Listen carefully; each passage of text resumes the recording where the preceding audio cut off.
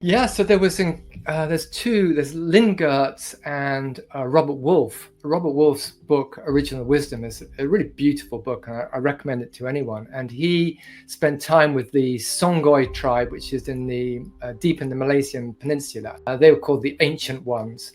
And he used to go, the nomadic people, and he used to go and visit them. And amazingly, every time he used to go into the jungle, down these long paths to visit them, there would always be a member of the Songhai waiting to meet him. And he used to say to them, because they didn't have any sort of modern communication, how do you know I was coming? And they just said, I felt I had to come here and be at this point of the path. And that's how he would meet these members of the tribe.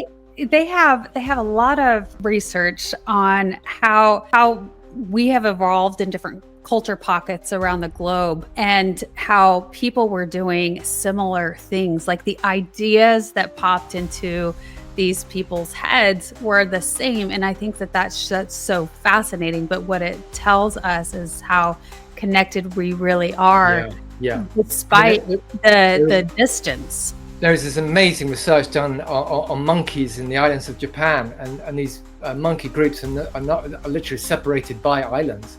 And there was one monkey who taught herself to, I don't know, I think it was maybe crack a nut or something like that, something that the other monkeys had never done. And she taught a few of her close mates to do this, and then they taught a few of theirs, and then there came a moment when there were about 100 monkeys who had learned to do this. And then suddenly all the monkeys in all the islands learned how to do it.